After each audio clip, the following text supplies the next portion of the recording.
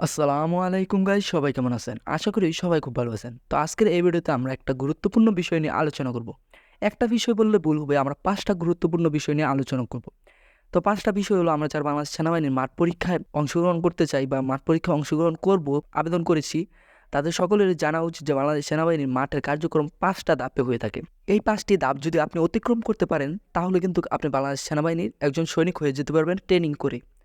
এবং ট্রেনিং করার পরেই কিন্তু আপনি সৈনিকটা হবেন। এখানে সংক্ষিপ্ত করে ৫টি ধাপ বলবো। সংক্ষিপ্ত বললে আপনাকে একটা প্রাথমিক ধারণা দিব আরকি, কীরকম হবে ৫টা বিষয়।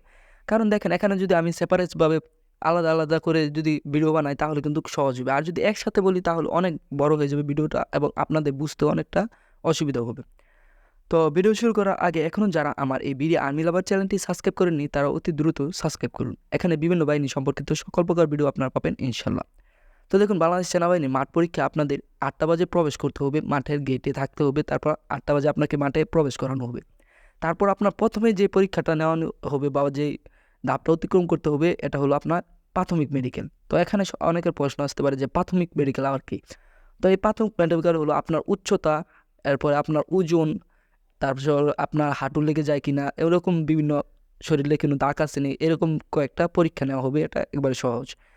একবারে আপনারা দেখবেন প্রায় 20% মানে আপনাদের ১০০ থেকে ২০ জন পোলাপাইন দেখবেন এখানেই বাদ পড়ে যায়। এবং এই ধাপের পর হবে আপনার, অনেক সময় দেখা যায় অনেক ক্যান্টনমেন্টে দেখা যায় প্রথমে যেই চূড়ান্ত মেডিকেল এটা করে নেয়, আবার অনেক সময় দেখা যায় শারীরিক পরীক্ষাটা নিয়ে নেয়। তো প্রথমে শারীরিক পরীক্ষাটা যদি নিয়ে নেয়, এটা কিন্তু মেজরের উপর ডিপেন্ড করে, অর্থাৎ যেই সেনানিবাসে আপনারা এই পরীক্ষাটা দিবেন, মাঠ পরীক্ষা, ওই জায়গার যে মেইন কর্মকর্তা থাকে তার উপর আর কি এটা ডিপেন্ড করে। তো তারপর যদি আপনি শারীরিক পরীক্ষা দেন, তাহলে আপনাকে প্রথমে দেওয়া হবে কিছু দৌড়, একটু দৌড় পারবেন একটা মাঠের মাঝে ৪টা বা ২টা ৩টা এরকম একটা পাক দিতে বলবে, মাঠটা পুরোটা কভার করতে বলবে। তো এখানে সাধারণত দৌড়তে থেকে কেউ বাদ দেয় না, কিন্তু অনেক সময় দেখা যায় বাদ দিয়েও দেয়, কারণ অনেকে দৌড় যদি পুরোটা না দিতে পারে তাহলে তো বাদ দিয়ে দেবে। এখানে আপনাদের অনেক স্পিডে দৌড় পারার কোনো প্রশ্ন নেই, আপনারা আপনাদের মতো দৌড় পারবেন, দেখবেন কেউ স্পিডে দৌড় পারবে না। আর অনেক সময় একটা মজার কাহিনী কি, দেখবেন আপনার সাথে কিছু পাকনা পোলাপান থাকে, তারা বলবে আপনাকে যে অস্তে সবাই মিলেমিশে দৌড় দিবেন, আগে পিছিয়ে যাইবেন না, এরকম বলে আর কি। তো দৌড়ের পর আপনাদেরকে বুক ডাউন দেওয়াতে পারে। বুক ডাউনের সময় আরেকটা বিষয় হলো, এটা আপনারা লক্ষ্য করবেন, আপনারা যারা বাড়িতে রেগুলার বুক ডাউন দেন তারা কিন্তু দেরি করেন না, একটার পর একটা দিতে থাকেন। কিন্তু ওই জায়গায় এরকম হবে না, ওই জায়গায় হবে প্রথমে করবো আপ, আপ বললে আপনার উপরে উঠতে হবে, তারপর আবার ১ থেকে ২ সেকেন্ড তারা ওয়েট করে, তারপর বলবে ডাউন, আবার নিচে যাবেন, এরকমভাবে তারা আর কি দেয়। তো বুক ডাউন ৮টা বা ১৫টা বলতে পারেন। তো এখানে কিন্তু আপনাদের যদি 10টা দিয়ে দিতে পারেন তোই কিন্তু আপনাদের হয়। সর্বনিম্ন 8টা দেওয়ার চেষ্টা করবেন আর কি, এর থেকে বেশি দেওয়ার চেষ্টা করবেন, এর থেকে কম না। তো এরকমই সাধারণ কিছু পরীক্ষা, যেগুলো শারীরিক পরীক্ষা হয় কি, এইগুলো পরে দেওয়ানো হবে।